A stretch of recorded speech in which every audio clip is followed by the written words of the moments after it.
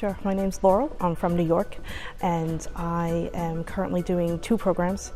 I'm doing the veterinary course and a Master's of Science by Research, and that's both of those I'll finish next year.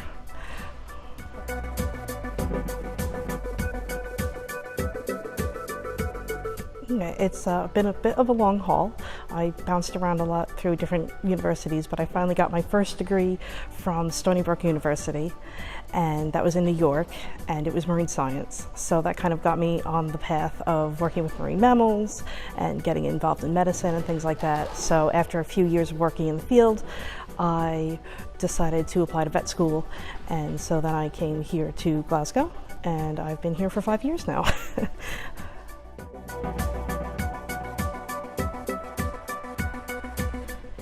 It's been an ongoing project. It started as a summer project, and so basically it was zoos that have sea lions and studying their cortisol levels during different activities.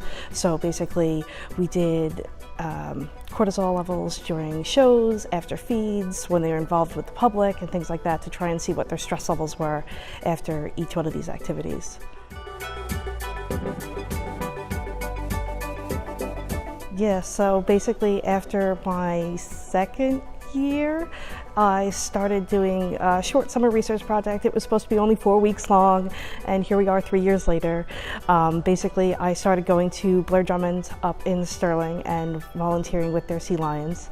And after volunteering with them, they were really keen on getting me involved in the research. So I started studying their sea lions, and then another park found out about it.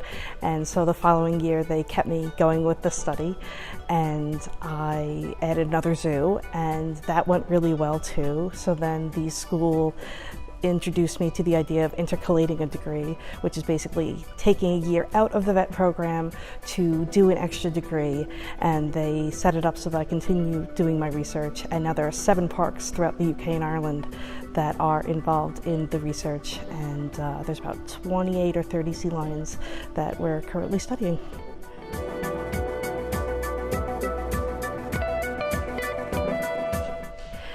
The short answer is I got accepted.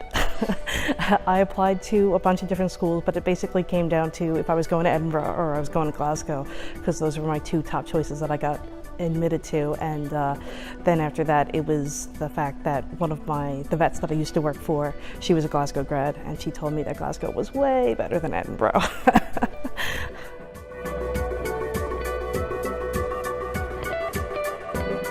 I think I got really lucky with my research. I get to travel around the UK and Ireland visiting tons of zoos and meeting sea lions and trainers and everything like that. So it's definitely been a lot of fun. I've seen a lot of the country, and I've got to meet a lot of cool people and cool sea lions.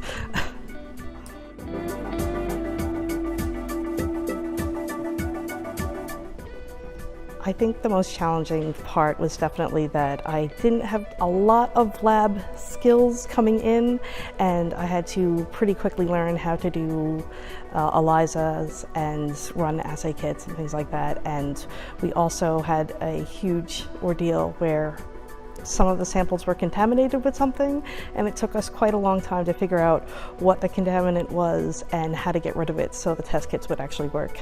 And that took a lot of time and effort and stress.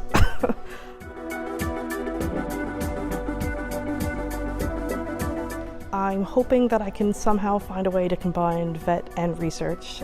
Next year I will graduate as a vet and with my master's, so I'm hoping that right out the door I can find a job that kind of combines both.